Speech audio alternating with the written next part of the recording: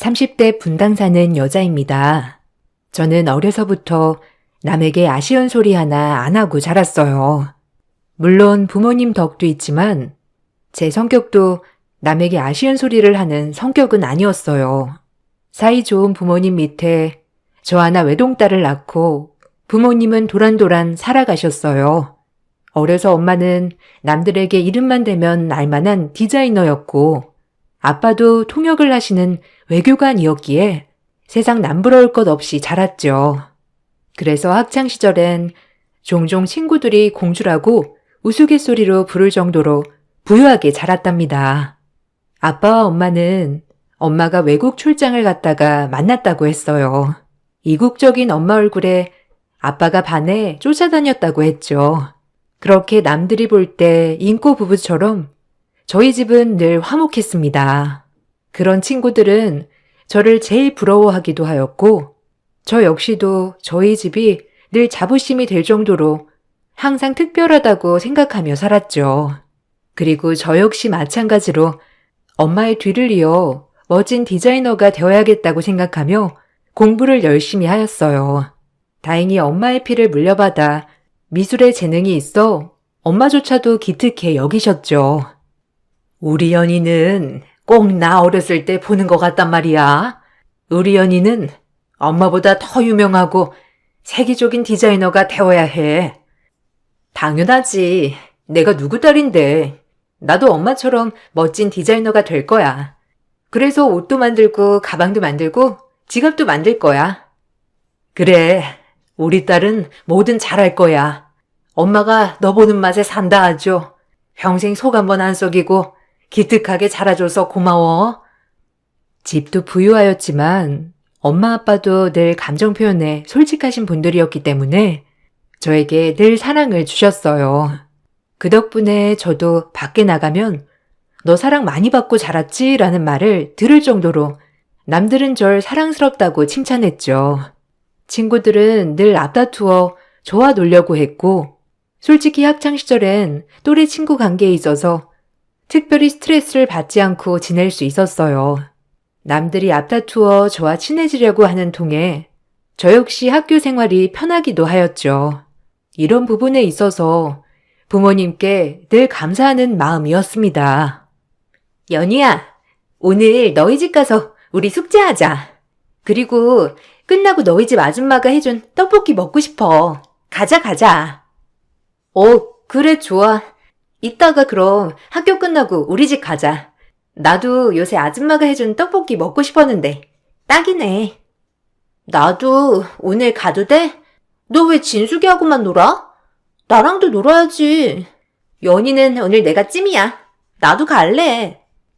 그래, 너도 같이 가자. 어차피 다 같이 놀아야 재밌잖아. 그럼 끝나고 숙제도 하고 떡볶이도 먹는 거다. 이따 모여. 저는 늘 친구들이 부러워하는 대상이었으며 친구들도 우리 집을 너나 할 것 없이 가고 싶어 했었죠. 전 그런 부모님께 늘 감사했어요. 어려서 여유롭게 자란 덕분에 성격도 남들보다 조금 더 여유로웠고요. 항상 일하는 엄마 아빠가 늘 옆을 지켜주진 못했지만 그래도 열심히 일을 하시는 걸 알았기 때문에 불만은 조금도 없었죠. 그렇게 항상 행복할 것 같던 제 앞날에도 어둠이 드리워지고 있었어요. 그 누구보다 멋있고 커리어 우먼이었던 엄마가 난소한 판정으로 받으신 거지요. 다행히 제가 학교를 졸업할 때쯤이라 사춘기는 지난 시절이었지만 늘 건강하고 밝았던 엄마에게 이런 암이란 무서운 병이 찾아오고 저희 집은 급격히 바뀌기 시작했죠. 내가 암이라니 말도 안 돼. 여보, 아니라고 말해줘요. 내가 무슨 잘못을 했길래 암에 걸린 거죠? 난 열심히 일하고 당신 뒷바라지하고 우리 연이 잘 키운 죄밖에 없는데 왜 내가 암이라뇨? 우리 연이 시집도 보내야 하고 내가 이렇게나 젊은데. 진정해. 그래도 치료법도 있다고 하고 아직은 살 수 있는 희망이 더 많다고 하니 당신 좀 마음 좀 추스러야겠소. 여성의 암 중에서도 가장 생존율이 낮은 암이기에 저 역시도 암담했어요. 항상 옆에 있던 엄마가 없으면 어떡할까라는 기분으로 하루하루 피말리는 심정으로 살았죠. 엄마는 난소암 중에서도 생존율이 30% 정도 된다는 난소암 3기였어요. 정말 청천벽력이었죠.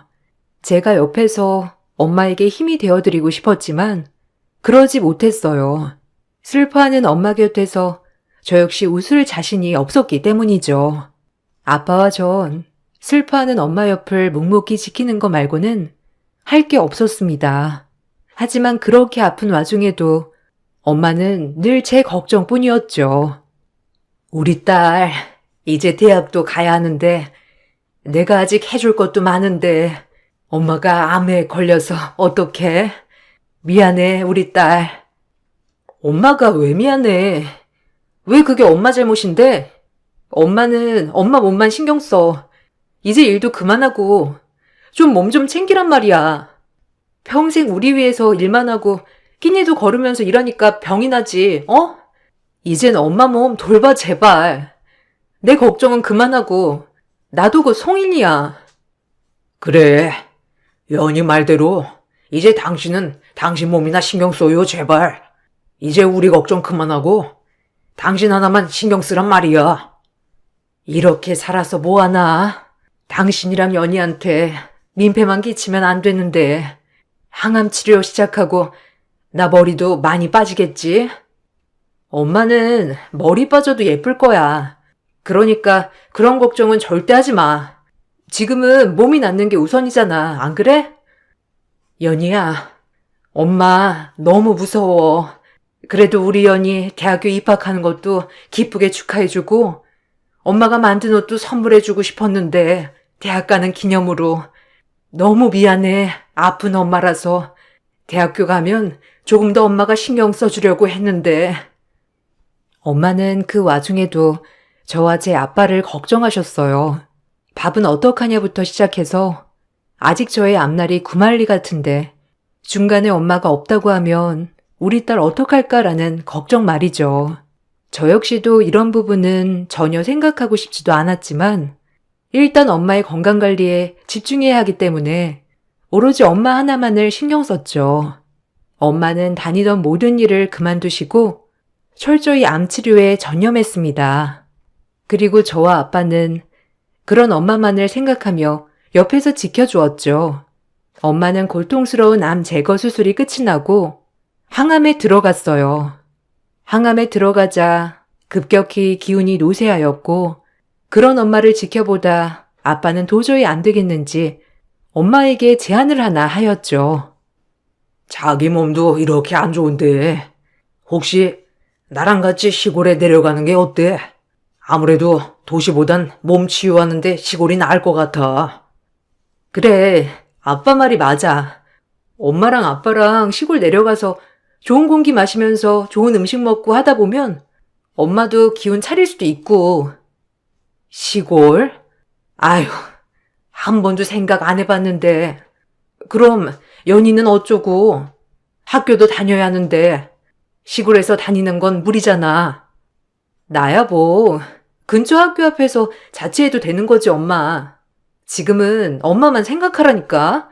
엄마가 건강해야 나도 행복해. 그래, 지금은 당신 몸만 생각할 때야. 당장 시골 쪽으로 집 알아볼게. 당신은 당신 몸만 신경 써. 알겠지? 그렇게 아빠와 엄마는 시골에 집을 얻어 내려가셨죠. 아빠도 모든 일을 접고 엄마와 함께 한다는 마음으로 내려가신 거기 때문에 열심히 살 집을 알아보았고 엄마 아빠 두 분이 살 수 있는 조그만 전원주택을 사셨어요. 그리고 아빠도 하던 일을 다 접고 엄마와 함께 농사일을 시작하셨죠. 주기적으로 햇빛도 받고 건강하게 키운 수확물로 식사를 하니 엄마의 건강은 눈에 띄게 좋아지기 시작했습니다. 하지만 엄마는 본인이 하던 디자이너의 일을 완전히 놓아버린다는 상실감도 크셨죠. 옆에서 응원해 드리는 것밖에 없었습니다. 엄마, 얼굴이 너무 좋아진 것 같아. 항암 열심히 하고 있는 거지? 그래도 지난번에 봤을 때보다 안색이 좋아졌어. 그럼 여기 시골이 엄마랑 잘 맞는지 밥도 잘 먹히고 긍정적으로만 생각하게 되더라고. 덕분에 너무 좋아. 다행이다. 엄마가 좋다고 느끼면 그게 최고지 뭐. 와, 이건 엄마랑 아빠가 수확한 무로 만든 석박지야? 진짜 너무 맛있다. 그래도 엄마가 조금만 더 괜찮아지면 하던 일도 이어서 하고 싶은데 아직까진 기력이 없어서 이러지도 저러지도 못하는구나. 엄마는 실력이 있는데 뭘 그래. 언제든 다시 디자이너 할 수 있어. 난 엄마 믿어. 그냥 지금은 엄마 몸에만 신경 써. 알겠지? 엄마와 아빠는 그렇게 시골살이를 본격적으로 시작하셨고 저도 열심히 대학 생활을 해나갔습니다. 간간히 통화를 하며 안부를 물었을 때 엄마가 눈에 띄게 밝아진 모습을 보여서 저도 걱정을 한시름 놓기 시작했죠. 조금씩 집안이 안정을 찾게 되자 저 역시도 마음이 편했어요. 그렇게 저도 안정을 찾아갈 무렵 저에게 사랑이 찾아왔어요. 다른 과 선배였지만 자상하고 배려 깊은 모습에 반해 사랑을 시작하였죠. 남자친구는 저희 엄마 아빠가 시골에 사는 걸 알고 있었기 때문에 도시에서의 외로움을 덜어주었어요. 저에게 남자친구가 생겼다고 하자 엄마 아빠는 깊은 축하와 함께 서울에 혼자 있는 저에게 마음 한 곳 의지할 때가 생긴 것 같아 기쁘다고 말하였죠. 그렇게 연애를 시작하게 되었고 연애와 함께 대학 졸업도 같이 하게 되었죠. 졸업 축하해. 그리고 졸업과 동시에 취업도 축하해. 삼성 UX 디자이너가 되기 쉽지 않았을 텐데. 대단해. 아주 멋져. 아니야. 오빠가 많이 옆에서 응원해줬잖아. 그리고 시골에 계신 엄마 아빠 생각도 났고 내가 당연히 열심히 했어야지. 아, 부모님이 농사 지으신다고 했었나? 나도 한번 인사 가고 싶은데 괜찮을까? 너무 놀라시려나? 아, 나중에. 엄마가 몸이 괜찮아지신 지가 그렇게 오래되지 않아서 조금 더 몸조리하고 천천히 소개해 줄게. 남자친구는 대학을 졸업하던 날 저희 부모님을 뵙고 싶어 했죠. 하지만 아직까지 확신이 없던 저로서는 만남을 뒤로 미뤘어요. 남자친구 덕분에 먼 타지 생활을 행복하게 보낼 수 있었지만 저에겐 아직 이루고 싶은 것들이 매우 많았으니까요. 기회가 닿아 졸업과 동시에 대기업 디자이너로 입사를 하게 되었고 그 입사를 발판 삼아 자리를 잡았죠. 그리고 그의 엄마도 완치 판정과 함께 건강을 되찾으셨어요. 그로부터 시간이 오래 흘렀고 엄마 아빠는 시골 생활에 완전 정착을 하여서 농사를 짓고 밭도 메고 하는 나날이 이어졌죠. 이제는 누가 봐도 우리 엄마 아빠는 예전 디자이너와 외교관이 아닌 시골에 있는 인심 좋은 농부였습니다. 아빠는 간간히 외주로 들어오는 번역 일도 하셨지만 주업은 농업이었죠.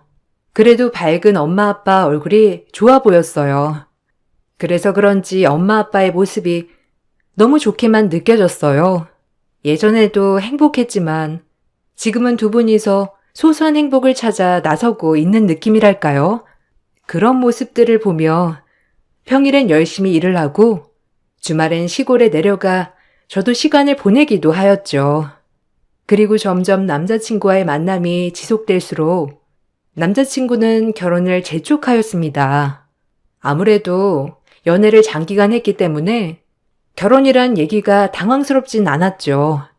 결혼 얘기가 나올수록 부담스러웠지만 저도 결혼을 한다면 지금의 남자친구와 하고 싶었기 때문에 결혼을 승낙했어요. 그리고 부모님께 인사시키기 전 먼저 말씀을 드렸죠. 부모님은 제 일처럼 기뻐해 주셨어요. 에그, 우리 딸이 시집을 간다는 거야?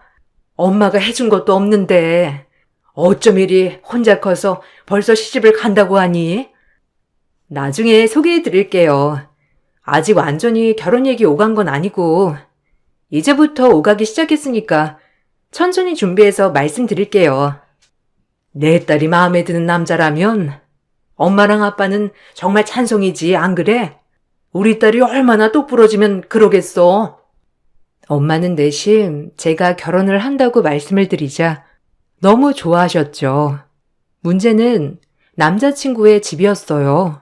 남자친구가 결혼을 하고 싶은 여자가 있다고 하자 남자친구 부모님은 당장에 절 먼저 보자고 하셨어요. 회사가 끝이 나자마자 바로 남자친구 부모님 계시는 곳으로 달려가야 했습니다. 어찌나 급하게 보시자고 하시던지 허겁지겁 불이 나게 달려갔죠. 남자친구 부모님을 뵐 일식집에 도착하자 남자친구와 남자친구 부모님이 기다리고 계시더군요. 그래도 시부모님이 되실지도 모른다는 생각에 너무 긴장했죠. 안녕하세요. 처음 뵙겠습니다. 이연이라고 해요. 한수 씨한테 말씀 많이 들었어요. 일 끝나고 바로 오느라 늦었습니다. 죄송해요. 네, 앉아요. 그래요. 옷 입은 건 합격이네. 디자이너라서 그런가 센스도 있는 것 같고. 난 또 말 안 되는 사람이랑은 겸상 안 하거든. 순간 당황했어요. 전 아주머니 입에서 나온 말이 무슨 소리인지 싶었죠. 일단 옷 입은 건 합격인데 만약 옷을 조금이라도 본인의 기준에 어긋나게 입었다면 바로 탈락이라는 소리인가 라고 들렸기 때문이에요. 첫 대화부터 느꼈다시피 예비 시어머니 되시는 분은 보통이 아니었습니다. 첫 만남의 어머님의 경제력과 직업적 프라이드를 자랑하기 시작하셨죠. 디자이너라고 얘기는 들었어요. 내가 워낙 패션 센스, 가방 하나부터 소품 고르는 것까지 전부 예민해서 말이야. 네, 오늘 하고 온 룩도 너무 우아하세요.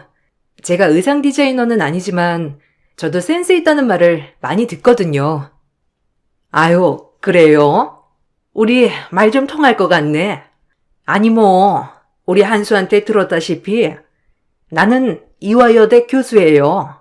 아무래도 내 직업이 직업인지라 좀 고품격 인사들도 많이 만나잖아. 그래서 난 같이 다닐 때 혹시라도 좀 부끄럽게 하고 온다거나 하면 딱 질색이거든. 아, 엄마가 너무 외모에 대한 강박이랑 옷에 대한 강박이 있으셔서 그래요. 요즘 누가 그렇게 외형에 신경 쓴다고. 어머, 얘 좀 봐. 무조건 우아해야지. 우리 나이 때는 안 그러니? 그래서 내가 패션을 좋아하는 만큼 나는 아주 예술 계통에 있는 사람들을 매우 좋아해요. 그 지적이고 우아하고 멋있다고 해야 하나? 그래서 우리 아들이 디자이너 만난다고 할 때 너무 좋았어요. 이제 며느리 될지도 모르는데 말은 편하게 할게요. 혹시 부모님은 어떤 일 하시는지 물어봐도 될까? 아, 엄마, 그런 얘긴 뭐하러 물어봐요. 뭐가 중요하다고. 우리만 중요하면 됐지, 안 그래요? 그런 얘기 안 하기로 하셔놓고. 이렇게 훌륭한 예술적 감각을 가진 딸을 낳아주신 분들을 내가 몰라서야 되겠어? 보면 알겠지만 내가 굉장히 지적이잖아. 난 아무래도 격이 맞는 집이랑 사돈을 맺고 싶기도 하고 또 결혼식에 하객들이 오면 좀 꾸질꾸질해 보이지 않았으면 좋겠거든. 놀랐어요. 저렇게 면전에 대고 첫 만남의 부모님 직업부터 시작해서 남들에게 좋은 인상을 무조건 줘야 한다는 저 강박이 특이하다 싶었죠. 남자친구를 사랑했지만 남자친구 부모님을 보자 실망스러웠어요. 요즘 시대에도 저런 마인드를 가진 사람이 있나 하고요. 그래서 저도 마찬가지로 어머님 면전에 대고 또박또박 대화를 이어나갔습니다. 시어머니는 많이 놀란 눈치였고요. 아, 저희 부모님은 시골에서 농사 지으세요. 귀농하신 지는 거의 8, 9년 되었고요. 본격적으로 농사 지으신 지는 8년 정도 되셨어요. 농사라고 했니? 아, 참 기가 막혀. 아니, 그럼 시골 촌뜨기라는 거야? 어머, 손 떨려라. 어떻게 양심 없이 근데 우리 집에 뻔뻔하게 인사를 와? 우리 아들한테 얘기 못 들었어? 참나. 얘 한수야. 엄마는 이만 일어나마. 더 이상 말도 섞고 싶지 않구나. 뭐가 문제가 된다는 거죠? 어머님 직업이 교수님인 것처럼 저희 부모님은 농사를 지어서 사시는 분들인데 그렇게 비교할 게 되나요? 저도 당황스럽네요. 그리고 어머님, 맞지 않은 옷을 입은 건 어머님 같으시네요. 지금 매신 스카프 굉장히 답답해 보이세요. 목도 짧아 보이시고요. 이런 걸 가지고 센스라고 하죠? 소품 하나하나 활용하는 거. 그럼 제가 먼저 일어나 보겠습니다. 어머. 저 본데 없이 말하고 가는 것 좀 봐. 내가 그럴 줄 알았다. 농부한테 뭘 배웠겠어? 어머, 무서워. 저 눈빛 변하는 것 좀 봐. 이래서 시골 촌뜨기들이 제일 무섭다니까. 아우, 교양 없어. 여보, 봤죠? 나 진짜 놀래서 심장이 펄렁거려요. 아, 그만해요. 첫 만남에 무례하게. 아유, 창피해서 이거야, 원. 한수야, 얼른 쫓아나가 보거라. 아가씨 기분이 많이 상한 것 같은데. 저희 부모님에게 대놓고 싫다고 표시한 분과는 저조차도 대화하고 싶지 않았죠. 차라리 잘 되었다 싶어 자리를 박차고 일어났습니다. 남자친구는 어쩔 줄 몰라 저를 따라 나섰고요. 그렇게 저는 남자친구에게 소리를 냅다 지르기 시작했죠. 나를 훌륭하게 키워주신 부모님을 욕되게 했다는 생각에 저도 앞이 보이지 않았거든요. 남자친구에게 퍼붓기 시작했죠. 어머님, 왜 이렇게 무식하셔? 나 진짜 너무 황당스러운 거 알아? 이런 분인 줄 알았으면 절대 결혼 안 한다고 했을 거야. 미안해. 결혼은 다시 생각해보자. 내가 자신이 없어. 귀농해서 농사 짓는 게 뭐가 그렇게 격이 안 맞는다고. 참, 어이가 없네. 엄마가 약간 자격지심이 있어서 그래. 시골에서 자라셔서 악착같이 공부하고 지금의 자리까지 오신 거라 무시도 많이 당하시고 해서 겉으로 보이는 외형에 엄청 신경 쓰시는 분이야. 그러니까 그냥 조금만 이해해줘. 우리 엄마 되게 단순하고 다루기 쉬운 분이셔. 어? 제발. 네가 그렇게 말하면 난 어떡하라고. 나 진짜 속상하다. 너 없으면 안 되는데 제발. 미안한데 더 이상은 안 될 것 같아. 그리고 어머니 얘기 진작 해주지 그랬어. 그럼 이 자리 안 나왔을 거야. 그럼 나 갈게. 딱 잘라 남자친구에게 결혼에 대해 선을 그었지만 남자친구는 저에게 끈질기게 매달렸죠. 전 변하지 않았어요. 이미 시부모 될 자리가 글렀다고 생각했기 때문에 차라리 여기서 멈추자라고 생각했어요. 하지만 얼마 후 모르는 번호로 전화가 와 받아보니 남자친구의 어머니시더라고요. 따로 만났으면 좋겠다는 말과 함께 그 기세는 온데간데 없고 저에게 미안하다고 하셨죠. 전화로 당황했습니다. 내가 그때 보던 교양 없는 어머니가 맞나 싶을 정도로 너무 친절하게 전화를 주셨거든요. 무슨 이유지라고 생각했어요.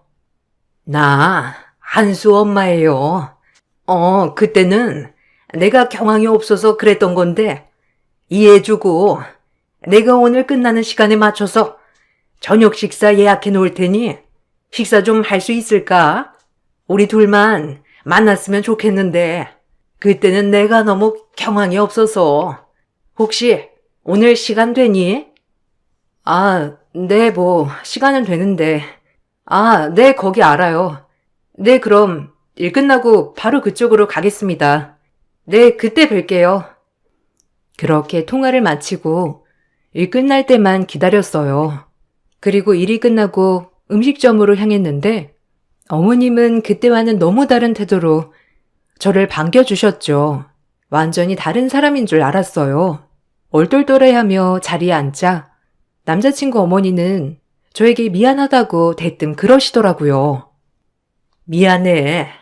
내가 그렇게 말했으면 안 됐는데 일단 우리 한수가 연희 너를 포기 못한다고 하니까 나도 생각을 달리 해봤어. 그래도 아들이 좋다는데 아들이 좋다는 사람이랑 결혼시킨 게 맞는 것 같고 내 발언은 없던 걸로 해주겠니? 내가 경솔했어. 아니요, 죄송해요.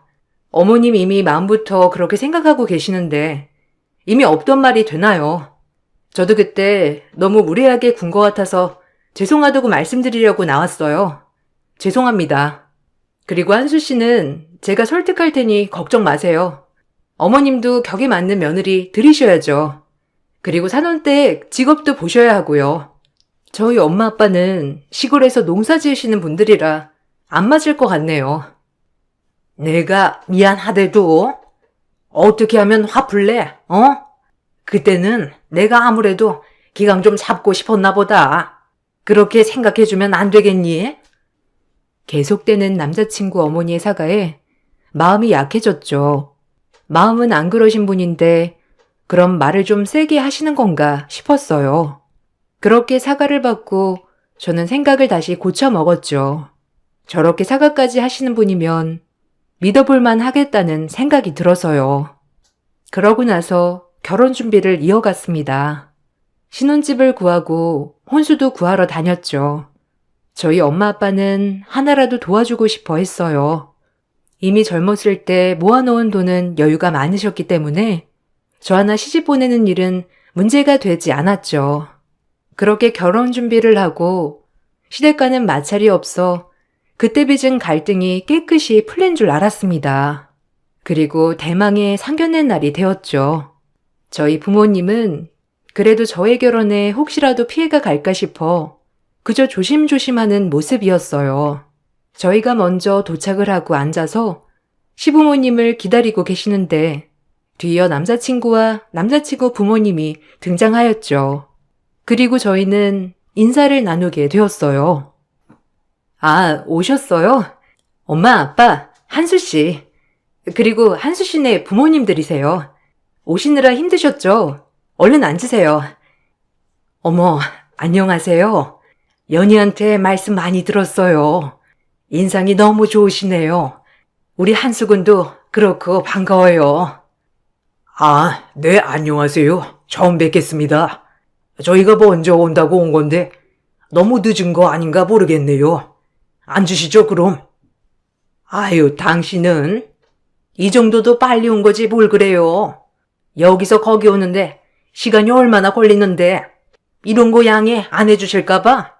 처음 뵙겠습니다. 전 한수 모친이고요. 이화여대 교수예요. 교수 아시죠? 그 대학생들 가르치는. 놀라셨을래나? 남자친구 어머니는 그 자리에서 굳이 소개를 안 해도 되는데 본인이 직접 교수라며 언급하시고 엄마에게 악수를 청했죠. 하지만 저희 엄마는 디자이너를 하며 고위계층 사람들을 많이 상대하셨고 고위계층 사람들의 옷이며 신발, 구두, 가방, 지갑 모두 다 디자인해 주시는 그런 유능한 분이셨기 때문에 오히려 그런 시어머니의 길을 눌러버리셨습니다. 아무리 기농을 하셨어도 역시 한번 카리스마는 영원한 카리스마더라고요. 시어머니의 말을 듣자마자 아, 이 쎄한 느낌은 뭐지? 라고 생각도 했고요. 네, 반갑습니다. 패션 센스 좋으시네요. 연희 말대로 옷을 참 사랑하시는 것 같아요. 보기 좋으세요.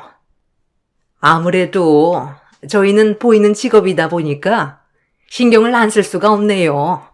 아, 제 직업 듣고 놀라셨나요? 약간 주눅 같은 건 안 들으셔도 돼요. 주변에서 교수 만나기는 쉽지 않겠지만 애들로 맺어진 인연 어쩌겠나요? 아, 제 여동생이 교수거든요. 그리고 제 친한 친구도 이화여대 교수인데 크게 놀랍지는 않네요.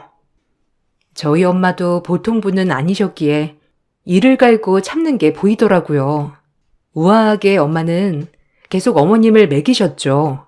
어머님은 엄마가 조곤조곤 대답을 하자 크게 불쾌하였는지 엄마 아빠의 농업에 대해 공격하기 시작했습니다.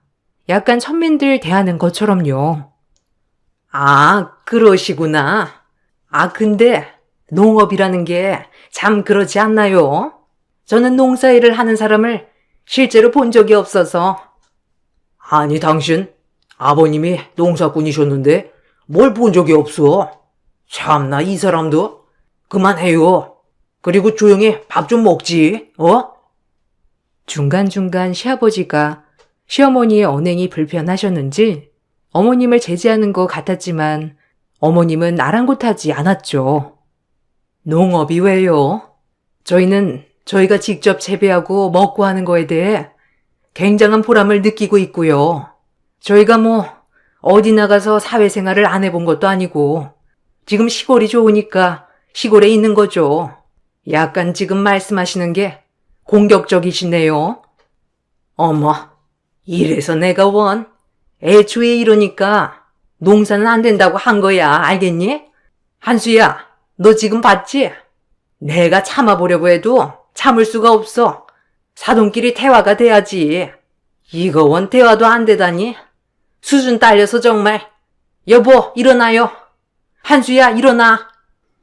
두고 보고 있자니 어이가 없었죠.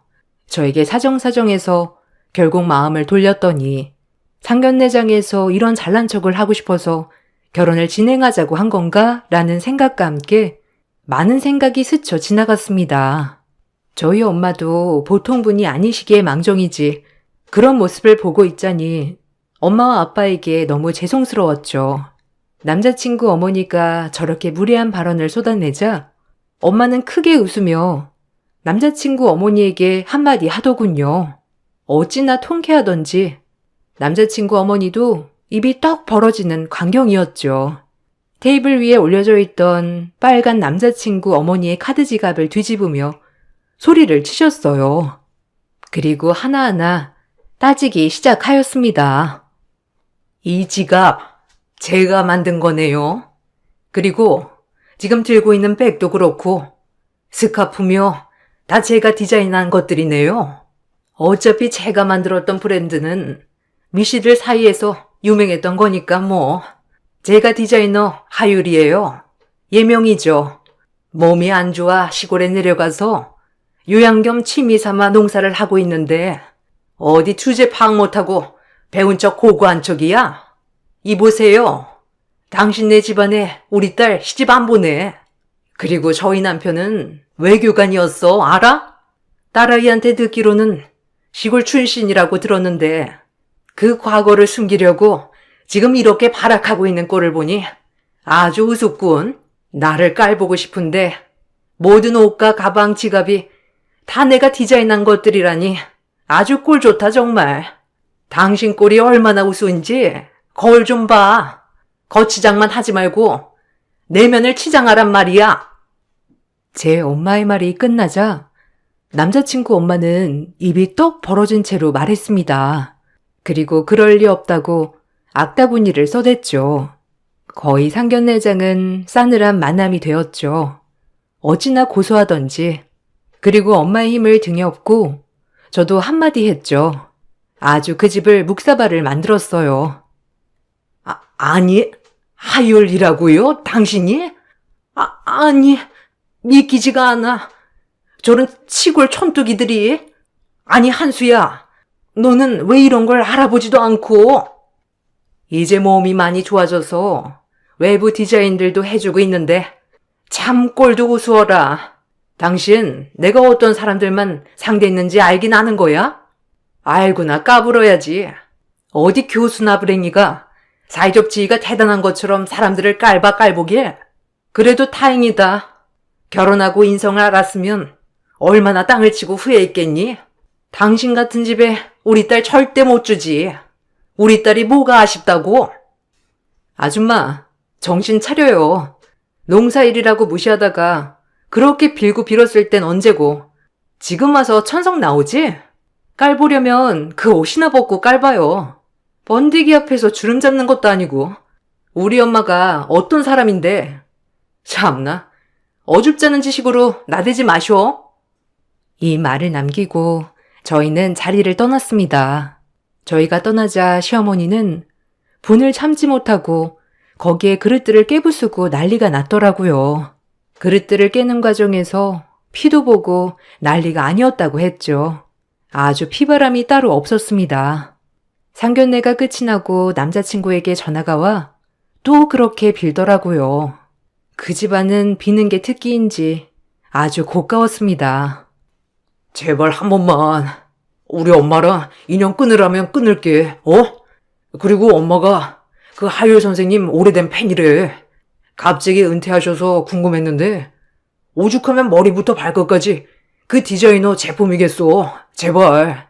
그냥 우리 엄마 무식하다고 생각해, 미안한데 다신 안 봐 너도. 네 엄마를 원망해. 끊을게. 그리고 다른 여자 만나려면 엄마 교육부터 시켜야겠더라. 그럼 안녕. 이 말만을 남기고 전화를 끊고 저희 관계를 마무리 지었습니다.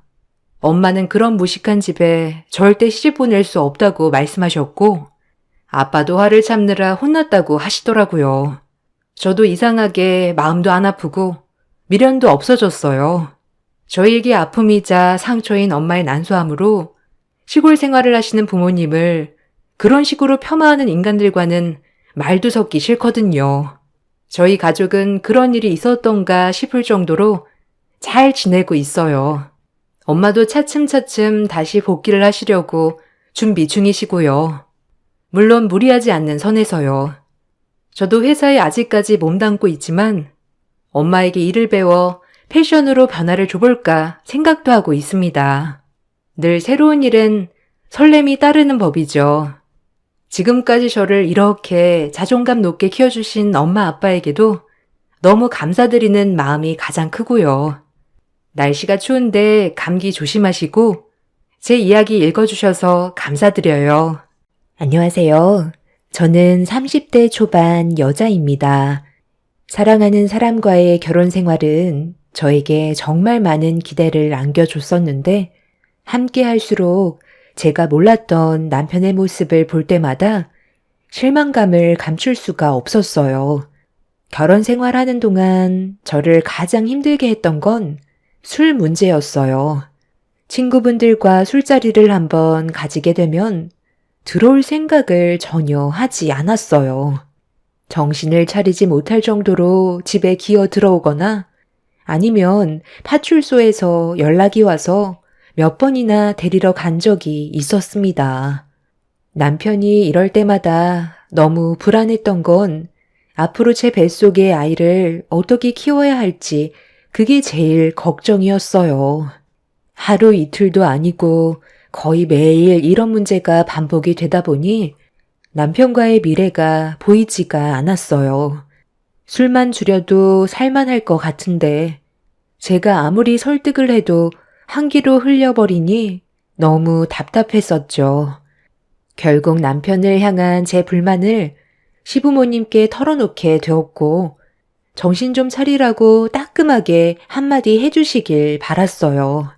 그런데 제가 생각했던 거와 다르게 오히려 저에게 문제가 있다며 사회생활하는 남편을 너무 옥죄인다고 숨막혀서 살겠냐는 충격적인 말을 꺼냈어요. 가정에 무책임한 남편한테 한마디 해야 되는 건 당연한 건데 되려 제가 욕을 먹고 있으니 저 또한 기분이 상할 수밖에 없었죠. 남편과 결혼 2년 만에 임신까지 했는데도 그날 처음으로 머릿속에 이혼이라는 단어가 떠올랐습니다. 하지만 갈라서겠다는 말이 입 밖으로 나오지 않았어요. 임신을 한 제가 남편 없이 혼자 아이를 키운다는 게 두려웠었죠. 지금 이 사람 편을 드는 건 정말 너무한 거 아니세요? 저와 결혼을 했고 집안의 가장이면 기본적인 것들을 해야 되는 건 당연한 건데 결혼 전과 똑같이 행동하는 건 문제가 있는 거죠. 그런데 제가 이 사람을 옥죄인다고요? 술 퍼먹고 파출소에서 들어놓은 거 몇 번이나 데려온 줄 아세요? 이게 정상적인 생활이 맞는다고 보세요? 살다 보면 이런 일 저런 일 있을 수도 있는 거지. 술 몇 번 마셨다고 그거 가지고 이렇게까지 일을 만들어야 되겠어? 스트레스 받으면 뱃속의 아이한테 안 좋다. 아직 아이도 태어나지 않았는데 벌써부터 집안의 가장 역할을 충실하게 해야 된다는 당신이 오히려 더 예민한 거 아니야? 내가 일을 안 하는 것도 아니고 친구들이나 회사 사람들 만나다 보면 술 좀 마실 수도 있는 건데 문제가 된다고 생각해 본 적 없었거든. 일 크게 만들지 말고 그냥 조용히 넘어가. 아이가 태어나지 않았으면 막 살아도 된다는 거야? 결혼이라는 게 뭔데? 서로 미래를 함께하기 위한 약속인데 당신은 벌써부터 우리가 함께했던 서약을 깨버렸잖아. 불안감을 조성하는 결혼 생활이 얼마나 오래 갈 것 같은데? 생각이 있다면 똑바로 행동해야지. 내가 여기서 멈추길 바라는 거야? 아가, 내 아들이 철이 없긴 하지만 출산을 하게 되면 그래도 지금보다야 나아지지 않겠니? 화가 나는 건 이해한다만 일을 크게 만들지 않았으면 좋겠구나. 잘못한 건 남편인데 시댁 식구들은 제가 속이 좁다며 이해해주지 못한다는 거에 되려 불만을 보이고 있었습니다. 그때 정말 많은 실망을 하게 됐지만 그래도 남편 입에서 다음부턴 자중하겠다는 말을 들을 수 있었어요.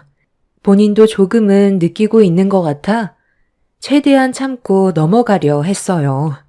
기대했던 것과는 다르게 시부모님은 남편한테 따끔하게 얘기하진 않았지만 그날 이후 어느 정도는 조절하려는 노력을 보이길래 그 모습을 조용히 지켜보고 있었습니다. 제가 믿을 수 있는 건 남편 하나밖에 없기 때문에 최대한 좋은 쪽으로 생각하려고 노력했어요. 아이를 출산하게 되면 육아를 안 도와줄 수 없기 때문에 그때 돼선 집안의 가장 역할을 제대로 해주길 바랐었죠. 그렇게 시간이 지나 아이를 출산했는데 기쁨도 잠시 또 다른 문제거리가 하나 터지게 되었죠. 육아 때문에 매일을 정신없이 보내고 있었는데 어느 날 아이가 막 잠들려 할 때 초인종 소리가 울려 아이가 깰까봐 급하게 현관문을 열었어요. 상당히 예민해져 있던 상태라 기분이 좋지 않아 불편한 시선으로 바라보고 있는데 저에게 우편물 하나를 건네주더군요. 본인 확인 후 사인을 부탁하길래 남편의 우편물을 받은 뒤 내용물을 확인해 봤는데 천천히 읽어 내려가는 순간 가슴이 철렁 내려앉았고 제가 알지 못했던 또 다른 문제거리가 눈앞에 펼쳐졌습니다. 저는 남편이 퇴근하고 집에 들어오면 왜 저를 속였는지 물어봐야 했어요. 아무리 생각해봐도 저에게 빚이 있다는 걸 속인 건 심각한 일이었죠. 당신, 이리 와서 좀 앉아봐. 이거 오늘 우리 집에 온 우편물이거든? 확인해보고 왜 나를 지금까지 속였는지 설명해야 될 거야. 이건 정말 너무한 거 아니야?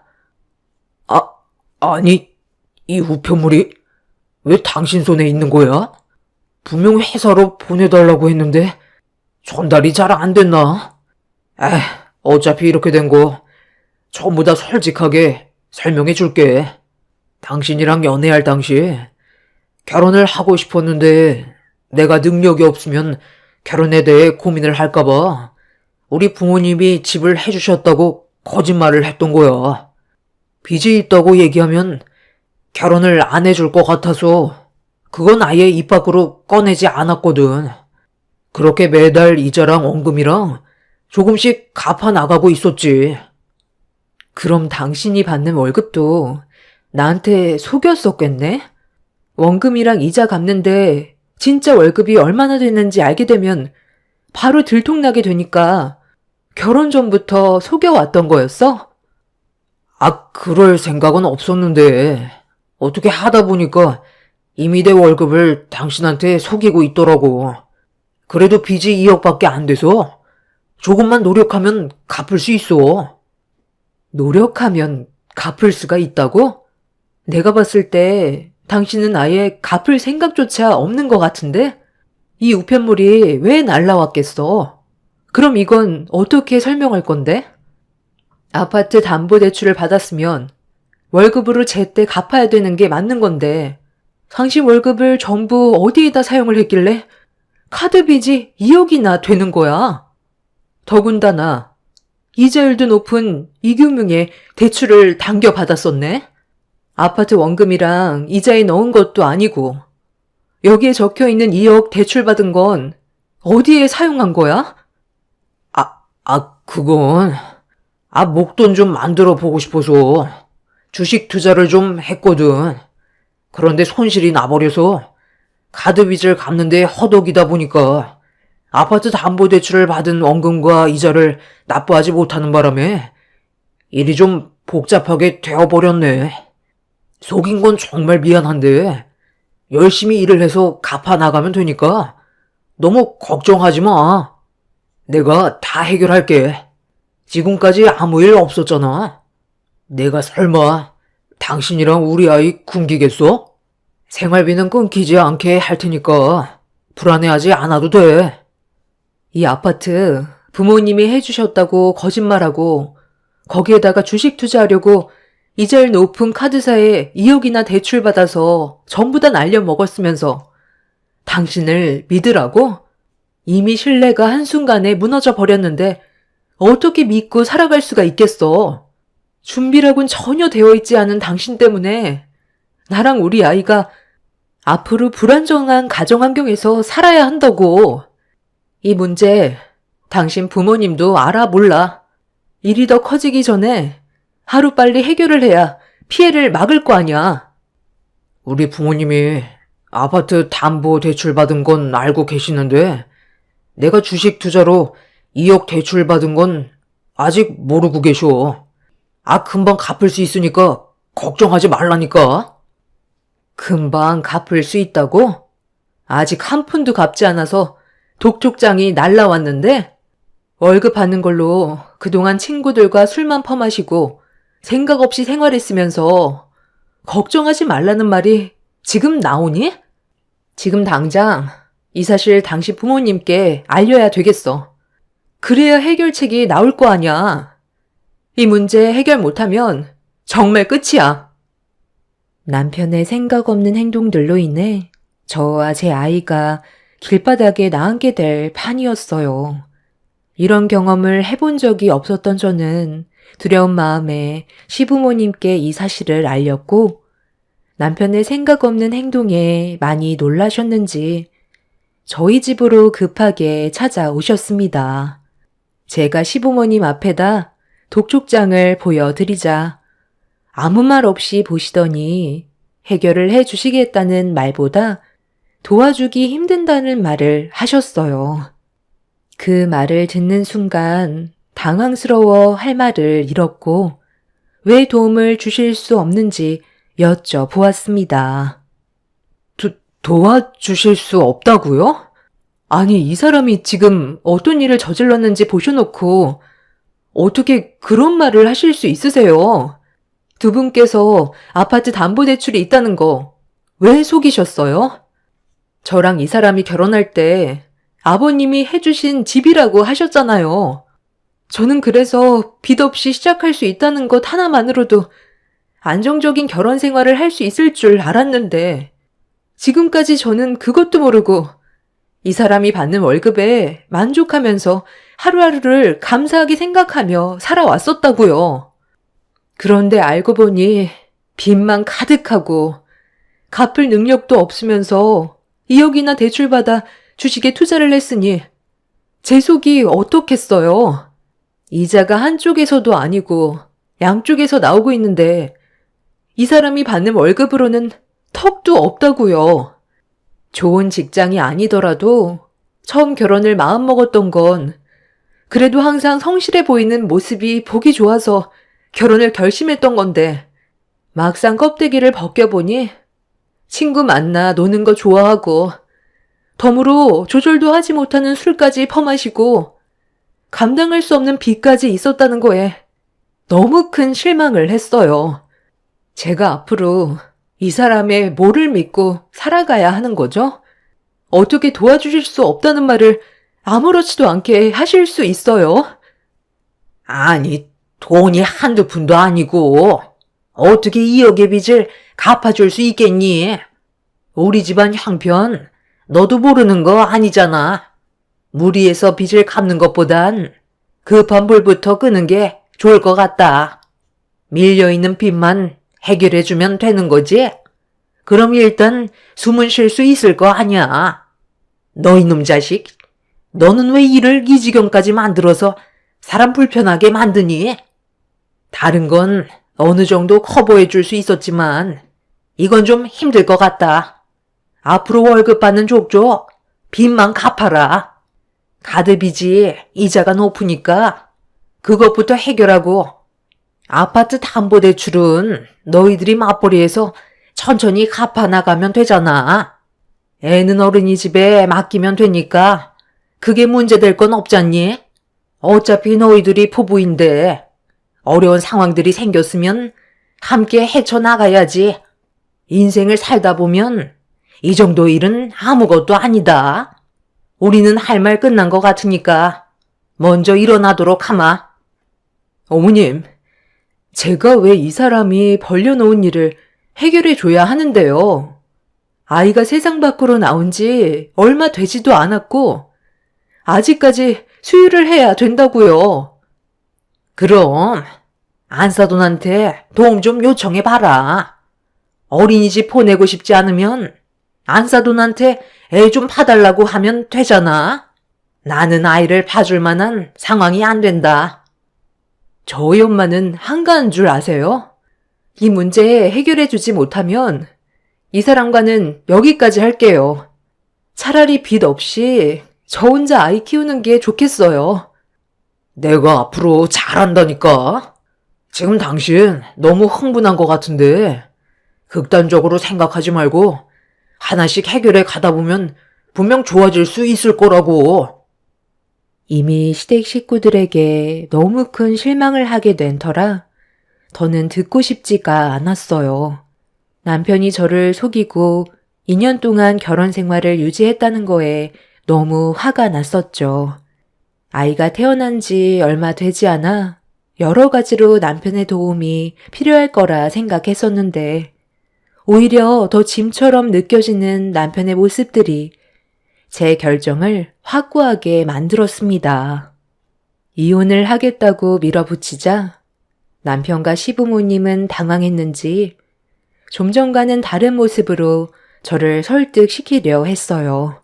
하지만 또 다른 무언가가 저에게 상처를 주게 될까봐 그게 두려워 여기서 멈추고 싶었죠.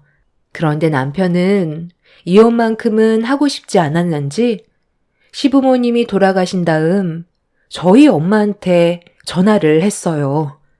그리고 모든 걸 솔직하게 털어놓았고 엄마는 남편의 말에 많이 놀랐는지 늦은 저녁 시간이었는데도 저희 집으로 오셨습니다.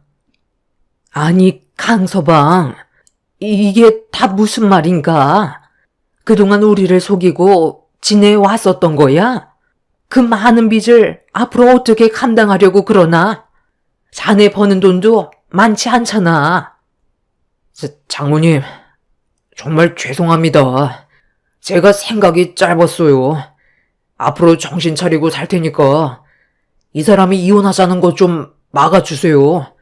아이도 이제 막 세상 밖으로 나왔는데 제 손이 얼마나 많이 필요하겠어요. 그런데 이혼을 하게 되면 아빠 없는 아이로 자라게 되는 거잖아요. 앞으로 이 사람과 아이를 위해서만 살 테니까 제발 저 좀 도와주시면 안 될까요? 친구도 안 만나고 이제 술도 끊을 테니 한 번만 기회를 주세요.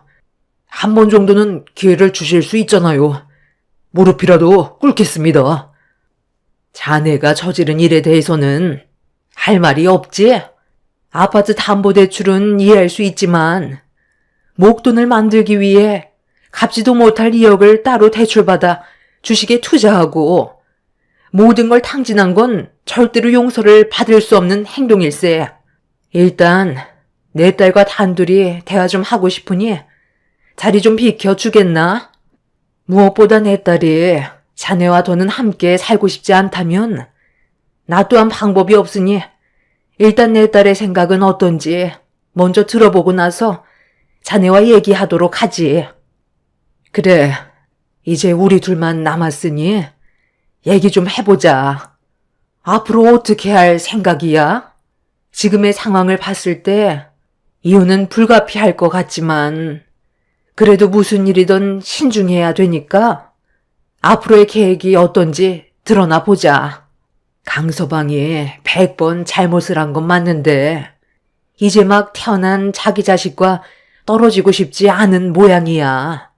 이대로 이혼해도 정말 괜찮겠어? 저 사람이랑 더 살다가는 제가 어떻게 될지도 모르겠어요. 지금 너무 큰 실망을 해서 더 이상 받아주고 싶은 마음도 없어요. 이혼은 확실하게 정했어요. 마지막으로 딱 한 번만 믿어달라는데 그것조차 싫은 거지? 그런데 엄마의 입장은 좀 다르거든. 누구나 실수는 할 수 있고 그걸 바로잡을 기회는 줘야 한다고 생각해. 그래서 이번을 마지막으로 기회를 주는 건 어떨 것 같니? 엄마가 도와줄 테니 강서방을 믿고 다시 시작하는 거야. 엄마 믿고 따라와 줄 수 있어? 엄마가 왜 도와줘요? 그럴 필요 없어요. 제가 그동안 같이 살면서 겪어봤지만 절대로 바뀔 수 있는 사람이 아니에요. 기회 같은 것도 줄 필요 없어요. 가정에 충실할 수밖에 없게끔 만들면 되잖아. 너 혼자 아이를 감당하며 키우는 것도 쉬운 문제가 아니야. 엄마랑 아빠도 일이 많이 바쁜 거 너도 알잖니? 엄마는 무슨 생각을 가지고 계신지 남편한테 마지막으로 기회를 한 번 더 주길 원하고 있었어요. 남편의 모든 게 마음에 안 들었지만 바로잡을 수 있을 것 같다는 엄마의 말에 제 아이의 얼굴을 한번 바라본 뒤 어떤 식으로 지금의 상황을 해결해 주실지 저도 궁금해서 엄마의 말을 따르기로 결정하게 되었습니다. 그렇게 저와 엄마의 대화가 끝이 나고 남편이 다시 거실로 나왔을 때 엄마는 종이 한 장을 내밀었어요. 그리고 진지하게 대화를 다시 풀어나가셨죠. 어때? 자네가 손해볼 건 없잖아? 이 정도 각오도 하지 않고 내 딸을 붙잡으려 했던 건 아니지? 강서방 자네가 정말로 내 딸과 아이를 생각한다면 내가 말한 조건 앞에선 조금의 고민도 하지 말아야 되는데 내 뜻을 따르지 않겠다는 걸 보면 방금 한 말들도 전부 거짓이었다는 거네. 그럼 더는 내가 해결해 줄 수 있는 방법은 없을 것 같은데 대화 끝났으면 나는 먼저 일어나 보도록 하지. 강서방 자네는 조만간 내 딸과 이혼하고 그에 따른 재산 분할과 위자료를 준비하게. 양육비는 당연히 줘야 하는 거 알지? 자네 때문에 내 딸의 인생을 망쳤는데 조용히 넘어갈 거라 생각한 건 아니지? 하겠습니다. 제가 한 번만 믿어달라고 했으니 그렇게 하면 되잖아요. 가드빚 2억을 갚아주신다는데 저도 어느 정도 감수는 해야 되겠죠. 남편은 엄마 조건에 도장을 찍었고 거래는 성사가 되었습니다. 2억을 갚아주시는 대신 엄마는 남편 명의로 되어 있는 아파트를 제 명의로 돌려주겠다는 거였어요. 손해를 보면서 남편을 도와줄 필요는 없기 때문에 엄마도 어느 정도 생각을 가지고 계셨던 거죠. 아파트 가격이 4억 중반이라 2억을 갚아줘도 손해가 나지는 않기 때문에 나쁜 조건은 아니었어요. 담보대출빚과 원금 또한 남편이 벌어들이는 월급으로 차감이 되는 거라 저희가 손해볼 건 없었죠. 엄마는 저희가 살고 있는 아파트가 무조건 오를 거라고 확신하셨어요. 남편이 감당할 수 있을 정도의 카드빚이 아니었기 때문에 어쩔 수 없이 엄마의 조건을 받아들이게 되었고 이혼을 한다 해도 재산 분할 시 남편은 단 한 푼도 가져갈 수 없다는 각서에 도장과 함께 본인의 얼굴이 나오는 영상을 찍은 다음 엄마가 시키는 대로 모든 걸 해 나갔어요. 앞으로 저와 아이를 위해 살아간다면 이 정도의 조건은 아무것도 아니라며 엄마는 그렇게 남편한테 기회를 주게 되었죠. 저 또한 남편이 변화되길 간절히 바랐고 다음날 아파트의 소유는 제 명의로 변경이 되었습니다. 그만큼 남편은 저와 아이를 위해 살고 싶다는 걸 확실하게 보여주었죠. 마지막으로 한 번만 믿어달라고 했던 남편은 그 난리가 난 이후 가정에 충실한 모습을 보여줬고 친구들과 저는 술을 마시지 않았어요. 퇴근하고 무조건 집으로 달려와 아이를 돌봐주었죠. 조금씩 변해가려는 모습이 정말 보기 좋았지만 언제 또 무슨 일이 생길지 몰라 마음 한편은 항상 불안함이 같이 공존해 있었습니다. 그렇게 몇 달의 시간이 지나는 동안 별일 없이 잘 지내고 있었는데 어느 날 엄마와 함께 남편 회사로 잠깐 찾아간 적이 있었어요. 오래간만에 외식이나 함께 하려고 약속을 잡았었고 남편이 나오기만을 기다리고 있었습니다. 그런데 약속했던 시간보다 좀 늦어지길래 전화를 했는데 남편이 전화를 받지 않더라고요. 다른 회사 직원들은 전부 다 퇴근했는데 야근도 없는 날에 밖으로 나오질 않아 무슨 일이 생겼을까봐 불안한 마음을 가지고 회사 입구를 바라만 보고 있던 사이 아이가 기저귀에 볼일을 봤는지 칭얼거리길래 화장실에 들려 기저귀를 갈아준 뒤 밖으로 나왔는데 남편이 밖으로 나왔는지 목소리가 들려오고 있었어요. 저도 아이를 안고 서둘러 남편과 엄마가 있는 곳으로 걸어가던 도중 점점 선명하게 들려오는 대화 소리에 제 걸음이 멈춰져 버렸습니다. 저기 강서방, 아휴, 내가 오늘 깜빡하고 지갑을 안 가져왔지 뭐야. 미안한데 급전 20만 원만 꺼줄 수 있을까? 오늘 식사 끝나고 따로 만날 사람이 있는데 차비하고 내가 식사를 대접해야 하는 상황이라 어느 정도 돈이 필요할 것 같거든. 중요한 약속인데 지갑을 현관문 앞에 두고 와 버렸네. 빌려줄 수 있는 거지? 네? 아니 장모님, 혹시 치매세요? 껄끄럽게 왜 저한테 빌려달라고 하세요? 그리고 오늘 외식하기로 했다고요? 저는 들은 말이 없는데요. 그 사람과 단둘이 식사하기로 했던 거지. 장모님과 식사 자리를 마련한 적은 없어요. 뭔가 착각하고 계신 것 같은데 괜히 방해하지 마시고 그만 들어가세요. 사위한테 20만 원을 빌려달라는 게 말이 됩니까? 뭐라고? 아니, 자네 무슨 말을 그리 섭섭하게 하나?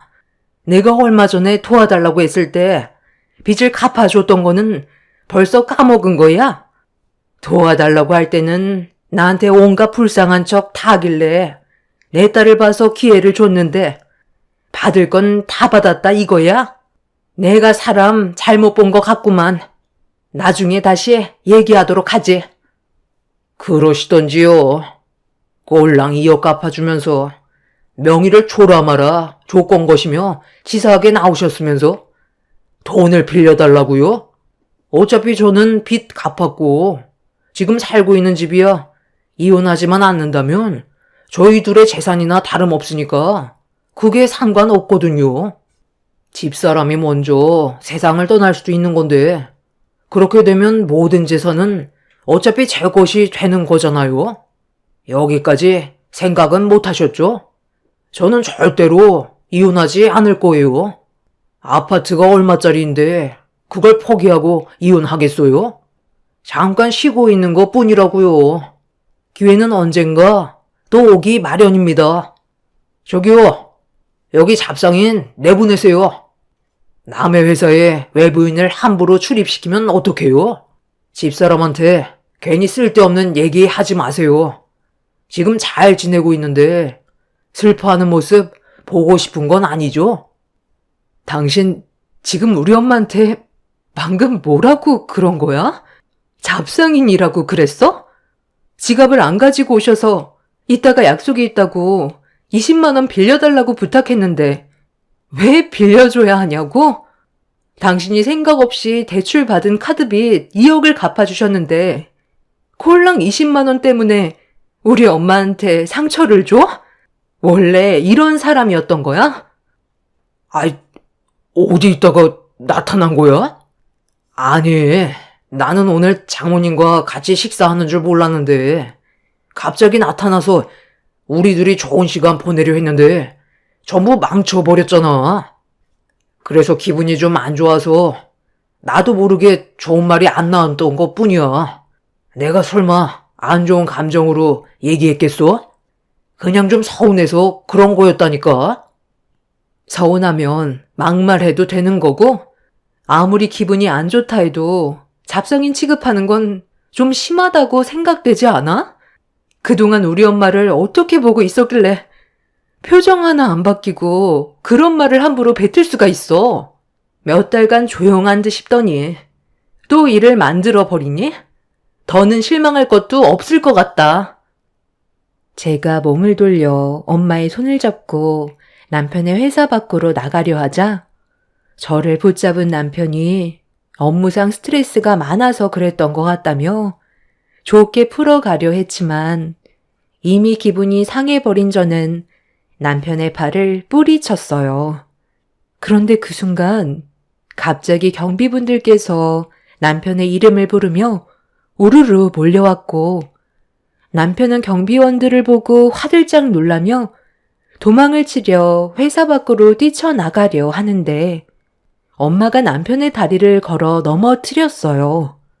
바닥으로 한 바퀴 뒹굴게 된 남편이 심하게 넘어졌는지 고통스러워하며 힘겹게 일어났는데 남편의 몸에서 갑자기 이상한 물건들이 우르르 쏟아져 나왔습니다.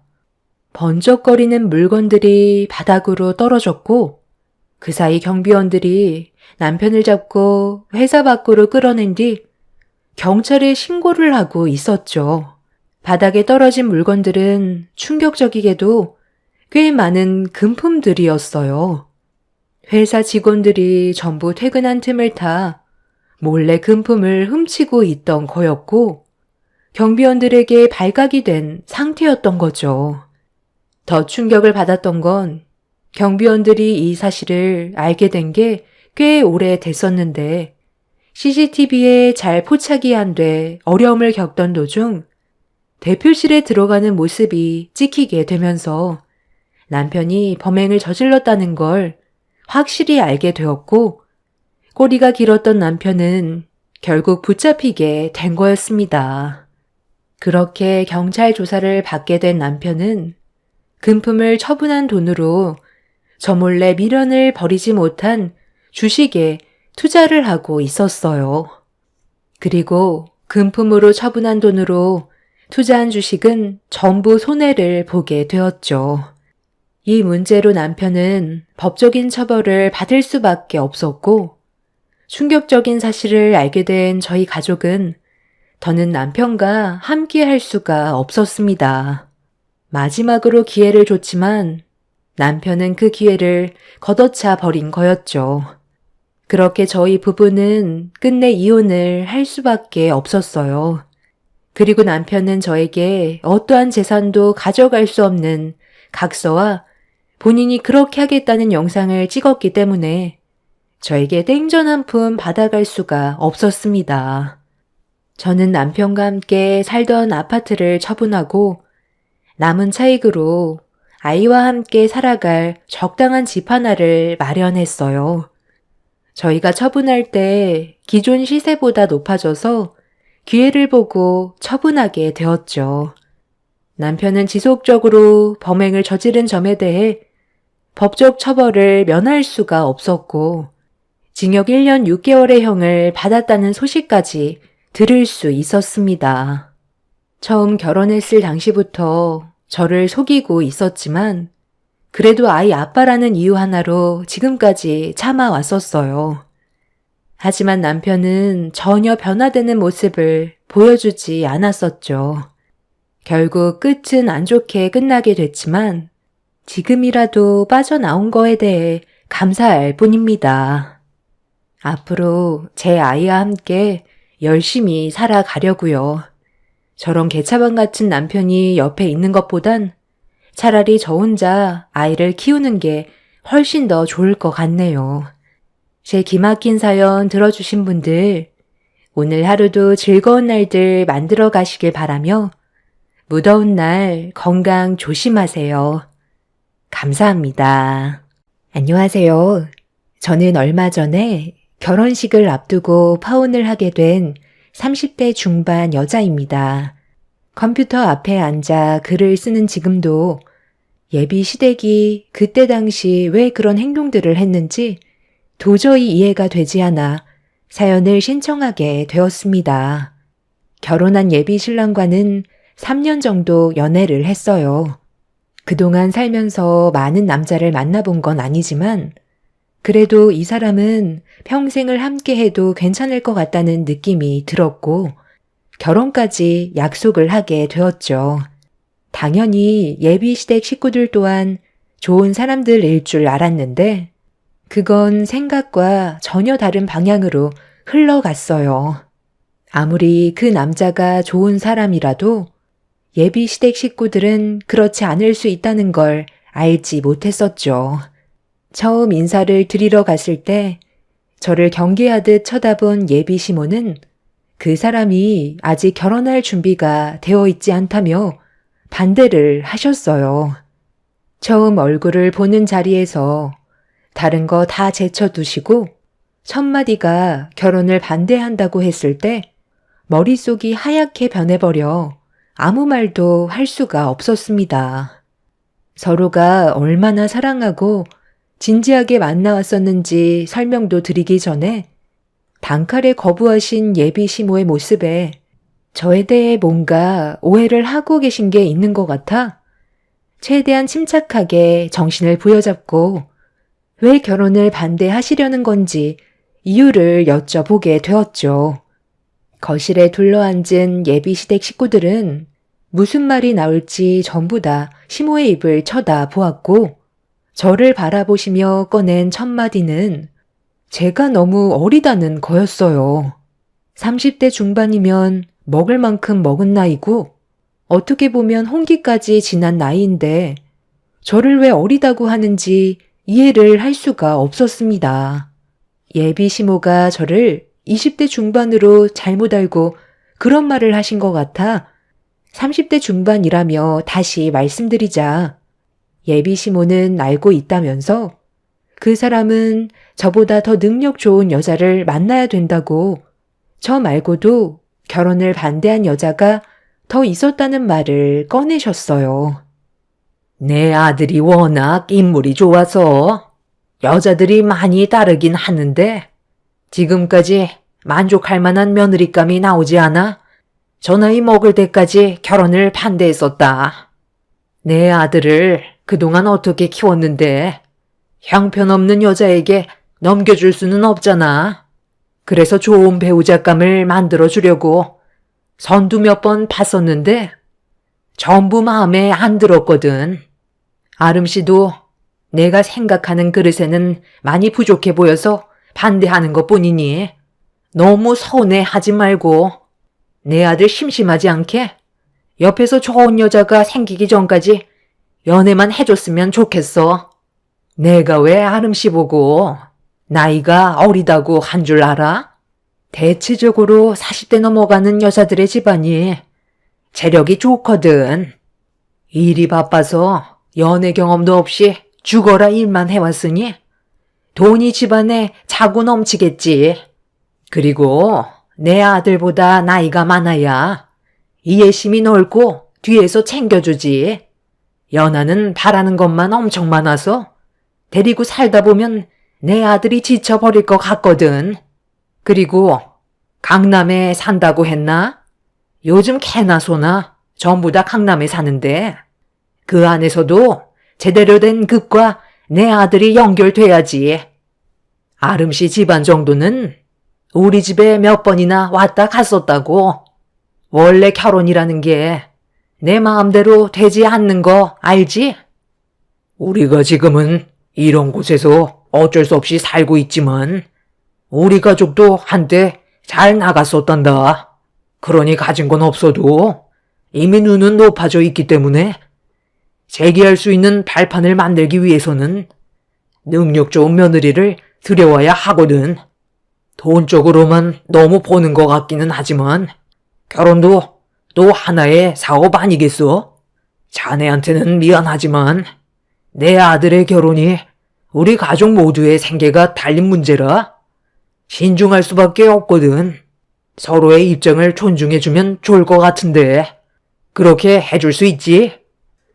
무슨 말을 해야 될지 모르겠더라고요. 시부와 시모는 저와 그 사람의 결혼을 반대하는데 같은 의견을 내세우셨어요. 제가 난처해하자 옆에서 남자친구가 저에 대해 좋은 말을 해줬지만 그걸로는 예비 시부모의 마음을 돌릴 수는 없었습니다. 사랑하는 사람과 한평생 함께하고 싶었는데 그것도 제 마음대로 되지 않는다는 현실에 너무 마음이 안 좋았어요. 예비 시댁에 더 있어봤자 해결되는 건 아무것도 없을 것 같아 좋지 않은 감정을 가지고 나오게 되었습니다. 저를 급히 뒤따라오던 그 사람은 아무 말 없이 뒤를 따라오길래 좀 전의 상황들이 너무 황당하고 어이가 없어서 가던 길을 멈추고 뒤돌아서서 결국 한마디 하고 말았습니다. 내가 뭐가 부족해서 이런 말을 들어야 되는 건데? 솔직히 터놓고 얘기해서 자기랑 나랑 같이 살 집 준비되어 있어? 지금 다니는 회사에서 받는 월급으로 앞으로 안정적인 결혼 생활도 힘든 마당에 어떻게 나한테 그런 말씀을 하셔? 자기 하나 보고 결혼 생각까지 했던 내가 너무 생각이 짧았던 것 같아. 나도 우리 부모님이 저렇게 나오실 줄 몰랐어. 일단 얼굴 보고 대화하는 게 좋을 것 같다고 하셔서 나는 당연히 우리 결혼을 허락받을 수 있다고 생각했거든. 나 말고도 다른 여자도 몇 명 데려왔던 것 같은데 그때마다 항상 저런 식이었어? 당신 부모님 눈이 얼마나 높은지는 모르겠는데 이런 식으로 행동하시면 앞으로 결혼을 할 수 있을 것 같아? 나랑 헤어지면 더 능력 좋은 여자가 나타나기라도 한데 돈 많은 여자가 자기 어디가 좋아서 결혼을 할 것 같은데 기본적으로 남자가 여자보다 능력이 좋아야 되는 건 당연한 거라고. 집안의 가장이 될 준비도 되어 있지 않은데 왜 자기랑 결혼을 결정했는지 알아? 그래도 3년간 만나오면서 사람 하나는 괜찮은 것 같아 결혼을 결심했던 거라고. 그런데 자기 부모님은 나를 돈으로밖에 안 보시는 것 같아. 어머님 뱃속에서 당신이 태어난 것도 신기하지만 이런 기분으로는 나도 결혼하고 싶은 마음은 없으니까 우리 관계도 다시 생각해보는 게 좋겠어. 우리 부모님 잘 설득해 볼 테니까 일단 흥분 좀 가라앉히고 너무 극단적으로는 생각하지 마. 우리 부모님이 좀 특이하신 성격이시긴 한데 그렇다고 나쁜 분들은 아니셔. 일단 오늘은 들어가고 내가 나중에 다시 연락할게. 우리 너무 급하게 가지 말고 하나하나 풀어가자. 이대로 끝낼 수는 없잖아. 그날 예비 시부모가 바라보던 시선과 말투에서 느껴졌던 감정들은 저에게 상처로 다가왔었고 그 사람과의 결혼은 힘들 것 같아 보였습니다. 저희 부모님께서는 그래도 그 사람이 가진 게 없고 많이 부족해 보여도 사람 하나 괜찮은 것 같아 부모님 마음에 차지 않아도 저를 믿고 결혼까지 허락해 주셨는데 그 집안은 저희 부모님과 너무 반대되는 성향을 가지고 계셔서 제가 어떻게 반응을 해야 될지 모르겠더라고요. 아무리 제가 사랑하는 사람이라 해도 그 부모가 많이 부족하다고 느껴지면 이 결혼은 없었던 일로 하는 게 옳은 판단인 것 같아 아예 마음을 접으려고 결정 지었는데 며칠 뒤 예비 시모에게 전화가 왔어요. 그 사람에게 연락처를 받았는지 개인적으로 전화를 주셔서 저와 잠깐 만났으면 좋겠다고 약속을 잡으셨습니다. 이미 어느 정도 마음이 떠나버린 상태라 시간이 없을 것 같다고 설명을 드리자 잠깐이면 될 것 같다면서 저녁에 한번 만나기를 원하셨어요. 보나마나 헤어지라는 말을 하실 것 같아 어느 정도는 마음의 준비를 하고 약속 장소로 나가게 되었습니다. 그렇게 하루 일과를 마치고 약속 장소로 나가니 예비 시모가 먼저 자리에 앉아 계셨어요. 이미 좋지 않은 감정을 가지고 있었기 때문에 제 얼굴에서는 웃음이 나오지는 않았습니다. 조용히 자리에 앉자 예비 시모는 곧바로 본론부터 꺼내셨어요. 보다시피 우리 집안이 아름씨 집안보다 많이 부족한 거 알지? 우리가 하던 사업이 부도가 나서 지금 이렇게 살고 있긴 하지만 그건 아주 잠시거든.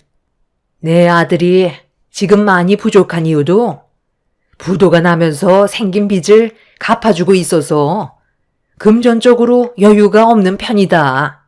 저번에 우리 집에 왔을 때 자리에는 없었지만 너도 내 아들 밑으로 여동생이 하나 있는 거 알지? 걔도 지금 타지에서 열심히 돈 벌어서 우리 집안을 일으키기 위해 빚 갚는 데 노력을 해주고 있다. 이런 상황에서 결혼을 한다고 하면 금전적으로 많이 부족한데 제대로 된 결혼식을 올릴 수도 없을 테고 아름씨 부모님께서도 내 아들을 얼마나 안 좋게 보시겠어? 이미 저희 부모님께서는 집안 사정 다 알고 계세요. 그리고 그 문제로 결혼을 반대하신 적도 없으시고요. 얼마나 잘 사는 집안의 여자를 며느리로 들이시려는진 모르겠지만 완수 씨도 적지 않은 나이예요. 그리고 40대 이상이라고 하셨는데 그 나이에 결혼을 하지 않은 여자들은 결혼 생각보단 앞으로 살면서 자기 커리어를 쌓으려 하지 어머니께서 생각하시는 것처럼 결혼을 하겠다는 생각은 하지 않아요. 저도 완수 씨 만나기 전에 나이가 적지 않았던 편이라 결혼 생각은 아예 접고 있었어요. 남자는 능력만 돼도 젊은 여자랑 결혼을 할 수 있겠지만 여자는 상황이 다르잖아요. 이건 어머니도 잘 아시잖아요. 저번에 말씀하신 거 충분히 이해했고요. 저도 어느 정도 마음을 접은 상태라 더 이상의 관계는 만들어가지 않고 있는 중이에요. 아마 조만간 헤어지겠죠. 완수 씨가 좋은 여자 만나서 결혼하길 바랄게요. 더 할 말 없으시면 먼저 일어나 봐도 될까요? 제가 한가한 편은 아니라서요. 일이 많아서 약속이 잡혀 있거든요. 잠깐만 기다려봐라. 그렇잖아도 아름 씨가 우리 집에 왔다 간 이후로 대화를 많이 나눴었거든. 그때 우리가 너무 말이 심했었지? 내 아들이 인물만 훤칠하지. 가진 것도 없고 능력이 좋은 것도 아닌데 부모 눈만 높아서 내 아들의 인생을 계속 막는 것 같아. 이러다 나이만 먹고 결혼을 못할 수도 있겠다는 생각이 들더라고. 그래서 정말 진지하게 생각해봤는데 둘이 결혼을 했으면 좋겠다. 그때 말 함부로 해서 미안하고 앞으로 좋은 관계로 발전하고 싶은데 아름 씨도 같은 생각이지? 예비 시모는 갑자기 결혼을 허락하겠다면서 저를 붙잡았어요. 생각하지 못한 말을 들어서 당황스러워 쳐다만 보고 있는데 며칠 전에 인사드리러 갔을 때 저에게 하셨던 상처되는 말들에 대해 사과를 하시면서 저희 둘의 결혼을 허락해 주셨습니다. 갑자기 마음이 왜 변하셨는지 다시 여쭤봤어요. 며칠 만에 갑자기 마음이 변하신 이유가 뭐예요? 저보다 더 능력 좋은 여자와 결혼시키겠다고 하셔놓고 갑자기 마음이 바뀌셨다니 많이 당황스럽네요. 사람의 마음이야. 원래 뒤돌아서면 바뀌고 그러잖아. 지금까지 내 아들이 만나왔던 여자들 중에 아름 씨가 제일 인물도 좋고 성격도 좋은 것 같아서 허락해 주기로 결정하게 된 거지. 별거 없어. 거기에다가 우리 집안보다 잘 사는데 우리가 고를 형편도 아니고 내 아들이 앞으로 또 다른 여자를 데려온다는 포장도 없으니까 이번이 마지막 기회인 것 같은 느낌이 들더라고. 그리고 아름 씨 부모님께서 강남에서 웨딩홀 사업하신다며? 그리고 부모님 밑에서 일을 하고 있고 결혼식 비용도 절약할 수 있으니 얼마나 좋아? 우리 아들이 워낙 말을 잘 안 해서 아름 씨 집안이 얼마나 대단한지 모르고 있었거든. 우리가 실수했으니까 전에 있었던 일들에 대해서는 그만 잊어버리고 다시 새롭게 시작하는 게 어때? 이번 주 주말에 우리 집에 올 수 있지? 다시 정식으로 초대하고 싶거든. 그 사람과 결혼을 허락해 주신 이유가 저희 집안에 대해 자세히 듣게 되시면서 마음의 변화가 찾아오신 것 같아 보였어요. 너무 훤히 보이는 예비 시모의 모습에 저는 더 기분이 안 좋아졌는데 그 사람에게도 미리 연락을 했었는지 예비 시모와의 약속 장소에 나타났고 어떤 상황인지 알지 못하는 그 사람은 저를 보며 밝은 얼굴로 웃으면서 다가왔어요. 그리고 예비 시모는 그 사람이 자리에 앉기도 전에 저희 둘의 결혼을 허락했다면서 주말에 꼭 놀러 오라며 먼저 일어나셨습니다.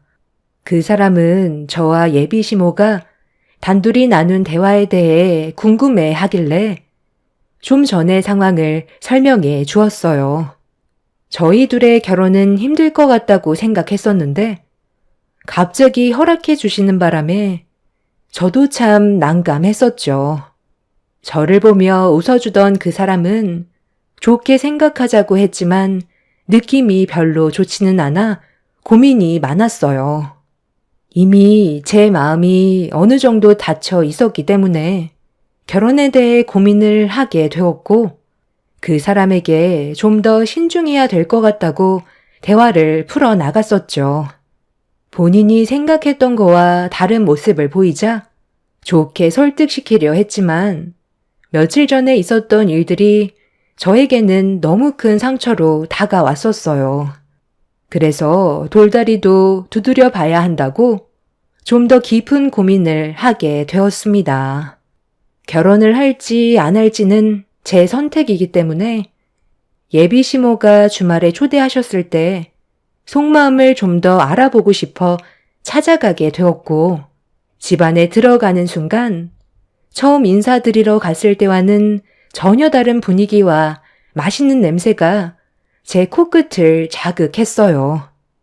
그리고 사진으로만 봤던 예비 신우도 그날은 자리에 참석했고 모두들 저를 격하게 반겨주고 있었습니다. 180도 달라진 모습에 당황스럽기는 했었지만 기분이 나쁘지는 않았어요. 예비 시모는 차린 건 많이 없다면서 상다리가 부러질 정도로 상당히 많은 음식들을 준비해 주셨고 그렇게 음식을 먹으면서 대화를 이어나갔는데 예비 시모가 저에게 앞으로 저와 그 사람이 어떻게 살아갈 건지에 대해 계획을 물어보셨습니다. 어느 정도 예상한 질문이라 바로 대답을 해드렸어요. 저희 부모님께서 강남에 50평 정도 되는 집이 이번에 비어졌다고 그곳으로 신혼집을 차리는 게 좋을 것 같다고 하셔서 그렇게 하기로 결정했어요. 강남에 50평? 둘이 사는데 그 정도면 작은 평수 아니니? 아이까지 가질 생각이면 50평보다는 7, 80평 정도는 되어야지 않을까? 그리고 아파트보단 전원주택이 더 좋을 것 같은데 그쪽으로 알아봐 주는 건 힘드신가? 나중에 이사하는 것도 번거롭잖아. 처음 시작할 때부터 넓은 집에서 살림 차리면 좋지. 강남에도 전원주택 많더구만. 이왕 알아보시는 거 좋은 곳으로 좀 알아봐 달라고 좀 해봐. 돈이 없는 집안도 아니고 그 정도는 충분히 해줄 수 있는 능력 되잖아. 이거 저희 부모님이 결혼한다고 저한테 주신 집 계약서예요. 시내와 가까워서 위치도 나쁘지 않고 주상복합이라 편의시설도 다 갖춰져 있어요. 벌써 집을 넘겨주신 거야? 생각보다 성격이 많이 급하시네. 50평은 너무 작은데. 그럼 우리 식사 끝나면 그 집 좀 구경해 볼 수 있을까? 그래도 두 눈으로 직접 보는 게 좋지 않겠어? 둘이 앞으로 살아야 될 집인데 어떻게 생겼는지 확인을 해봐야지.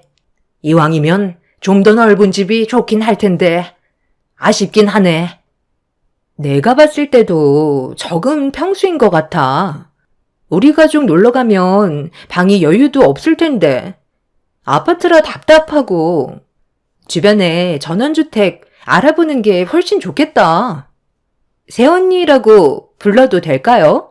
그러지 말고 이번에 저희 엄마 말대로 다시 알아보시는 게 어때요? 아이 생기면 층간소음으로 세대 간 싸움까지 난다던데 스트레스 받아 살겠어요? 아파트가 그런 게 제일 힘들지. 내가 봤을 때도 무조건 전원주택이 딱이야. 공기 좋고 주변 시끄럽지도 않고 스트레스 안 받고 좋다니까. 그리고 놀러 가게 되면 하루 이틀 있을 것도 아니고 일주일 정도는 생각하고 있는데 서로 불편하면 안 되잖아. 다 필요 없고 전원주택으로 알아봐 달라고 하면 좋겠다. 저희 부부가 살 집이면 50평도 충분한데 예비시댁 식구들은 전원주택으로 해야 된다고 모두 같은 생각을 가지고 있었어요. 그리고 시부의 한마디에 엄청난 충격을 받았었죠. 하루 이틀도 아니고 일주일 넘게 계시다가 가신다는 건 신혼집에 눌러붙어 사시겠다는 거나 다름없었기 때문에 많이 당황스러웠습니다. 하나가 해결되는 것 같으면 또 하나의 문제가 터져나와 저는 점점 이 사람과의 결혼 생활은 힘들 것 같다는 생각에 확신이 들었었고 식사를 마친 뒤 시부모님께서는 신혼집을 구경해 보시려고 서둘러 움직이셨어요. 그래서 제대로 된 대화를 나누기도 전에 저희 부모님께서 신혼집으로 주신 집으로 향하게 되었습니다. 그렇게 예비시댁 식구들과 현관문을 열고 들어가는 순간 시부모의 표정이 너무 안 좋았어요. 집안 구석구석을 살피시다가 마음에 안 드셨는지 한마디 하셨습니다. 지금 이 집에서 살겠다는 건 아니지? 어떻게 이런 집을 신혼집으로 결정할 수가 있는 거니? 집안이 너무 노후가 됐잖아. 그리고 50평이 맞긴 한 거야? 생각했던 것보다 너무 좁아서 깜짝 놀랐다. 내 아들이 이런 손바닥만한데 살 수준은 아닌데 지금 우리 집안을 무시하는 거야? 당장 전원주택으로 알아봐라. 새언니 집안 돈 많다면서요. 이 집은 그냥 처분하고 우리 엄마 말대로 전원주택으로 알아봐요. 아파트가 너무 노후돼서 사는데 어려움이 많을 것 같은데. 강남에도 이런 형편없는 집이 있긴 하구나. 외곽 지역에 세워진 아파트들이 훨씬 잘 빠졌네. 오빠가 새언니한테 강하게 얘기 좀 해봐. 왜 아무 말도 안 하는 거야? 이건 우리 집안을 무시하는 거지. 그러니까 내가 솔직하게 얘기하라고 했잖아. 여기에서 어떻게 같이 살아? 이번 상견례 할 때 내가 확실하게 얘기하마. 어떻게 솔직하게 얘기해요? 우리 가족이 한꺼번에 들어와서 산다고 하면 아름이가 좋아하겠어요? 저도 입장이라는 게 있잖아요. 가진 것도 없이 몸만 가는 건데 얼마나 눈치가 보이는지 아세요? 둘이 사는데 50평이면 가분한 거라고요. 저희 둘이 살 거니까 들어올 생각 하지 마세요. 그래서 아까부터 전원주택으로 알아보라고 하셨던 거야? 우리 둘이 사는 게 아니라 한 집에 다 같이 살 생각을 가지고 있었기 때문에 이 집을 작다고 하신 거였어? 우리 집이 보다시피 너무 작잖아. 20평에서 한 가족이 지내는 게 얼마나 불편한지 아니? 화장실도 한 개라 그동안 어려움이 많았었다. 그런데 네가 이번에 신혼집을 전원주택으로 알아보면 우리도 한 집에서 같이 지낼 수 있을 테고 앞으로 집안일 걱정 없이 내가 다 해줄 텐데 얼마나 편하겠어? 이 집에서 아이까지 낳고 생활하다 보면 50평은 턱없이 부족하지. 그렇게 해줄 수 있지? 내 아들과 결혼하려면 그 정도는 해줘야 하지 않겠어? 그리고 너희 이번 신혼여행 가면 우리도 같이 따라가기로 했다. 방해 같은 거 일절 하지 않고 없는 듯이 지낼 거니까 신경 안 써도 된다. 너희 집안 돈 많은데 이왕 여행 떠나는 거 우리도 같이 껴서 가면 얼마나 좋아? 둘이 떠나는 것보다 더 많은 추억 만들 수 있고 우리 관계도 훨씬 좋아지지 않겠니? 나는 이왕 떠나는 거 유럽 쪽으로 갔으면 좋겠어요. 흔한 여행은 별로라서 어차피 돈 쓰고 갈 거면 좀 더 특별한 곳으로 가면 좋지 않겠어요? 엄마, 그런데 나도 곧 결혼해야 될 텐데 이 집 내가 신혼집 차려도 괜찮을 것 같지? 나 정도면 이 정도도 충분할 것 같은데? 새언니, 이 집 나중에 제가 신혼집으로 하면 안 될까요? 오빠랑 새언니 결혼식 끝나면 저도 바로 할 생각이거든요. 차라리 처분하지 말고 저한테 주면 좋을 것 같은데? 하나뿐인 신혼 선물 돈 크게 쏘면 좋잖아요. 아유, 그거 좋겠다. 예비 사돈어른께서 웨딩 사업 하시니까 너도 거기에서 결혼식 올리면 되겠네. 그리고 이 집에 살림 차리면 더는 바랄 것도 없겠다. 저는 그 사람들의 모습을 보고 할 말을 잃었습니다. 아직 상견례조차 하지 않았고 계획만 가지고 있었던 건데 생각도 없는 계획을 먼저 세우고 있었어요. 아무 말 없이 쳐다만 보고 있자 그 사람이 눈치를 보면서 제 옆으로 다가오길래 거리를 두면서 즉시 집 계약서를 벅벅 찢어 그 사람의 얼굴에 던져 버렸어요. 저희 아직 결혼식도 올리지 않았어요. 상견례 일정도 잡지 않았는데 지금 뭐라고 하셨어요? 이 집을 달라고요? 그리고 완수 씨랑 결혼을 하면 들어오시겠다고요? 그것도 모자라 신혼여행까지 따라오시겠다고요? 그냥 대놓고 결혼 반대한다고 하세요. 어느 여자가 이런 상황에서 좋다고 결혼을 할 수 있겠어요? 이 집 저희 부모님께서 처음으로 가지게 된 집이세요. 저도 어렸을 적부터 이 집에서 많은 추억들을 만들었었고요. 완수 씨랑 새롭게 시작하는 거 좋은 출발이 될 수 있게 저에게 큰맘 먹고 주신 건데 어떻게 이 사람이 살 수준이 아니라는 말을 하실 수가 있어요? 그럼 지금 아줌마가 살고 계신 20평대 다세대 주택에선 어떻게 살고 있는 건데요? 그 작은 집에서 내 식구가 끼어서 살고 있는데 지금 저한테 그런 말 할 처지예요? 이런 말까진 안 하려 했는데 이 사람은 앞으로 평생 결혼은 못할 것 같아요. 사람 하나 좋아서 그거 믿고 결혼하려 했는데 당신들 때문에 장가가긴 글렀네요. 그럼 수준대로 그렇게 아끼시는 아드님 평생 20평 다세대에서 쭉 끼고 사세요. 어차피 시작도 안 했는데 깔끔하게 정리할게요. 우리 헤어지고 다시는 만나지 말자. 너희 집안 수준 충분히 알 수 있었어. 일찍 깨우쳐줘서 고맙다. 잠깐만. 아니, 갑자기 왜 이렇게 흥분하고 그러니? 그냥 우리는 생각을 얘기했던 것 뿐이잖아. 아직 시작도 안 했는데 우리가 설마 그렇게까지 하겠니? 농담이었다, 농담. 그냥 웃자고 하는 소리였는데 너무 예민하게 받아들이는 것 같구나. 우리가 너무 입을 함부로 놀렸지? 미안하다. 너한테 피해줄 생각 조금도 없었어. 그냥 나는 너희들이 좀 더 좋은 환경에서 지내면 어떨까 생각했던 거지. 둘이 헤어지게 하고 싶어서 그랬겠니? 실수한 거 있으면 내가 사과하마. 아니요.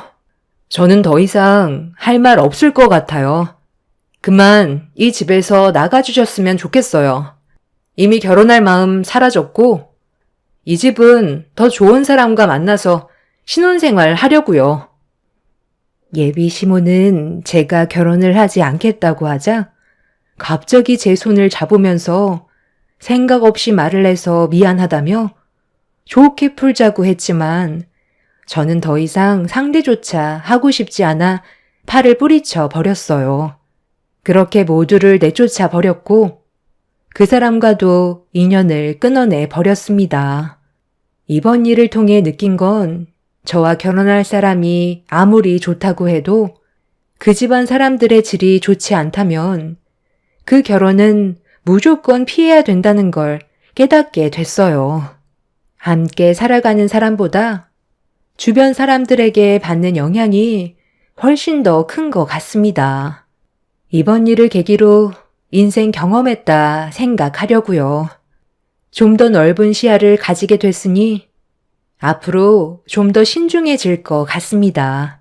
그리고 최근에 전화번호도 바꿨어요. 그 인간들이 저에게 시도 때도 없이 전화와서 다시 잘해보자고 설득을 시키려 하는데 그런 모습에 너무 질려버려서 전화번호를 바꿔버렸습니다. 똥차 지나갔으니 앞으로 좋은 일만 생겼으면 좋겠습니다. 제 사연 들어주신 분들 늘 건강하세요. 감사합니다.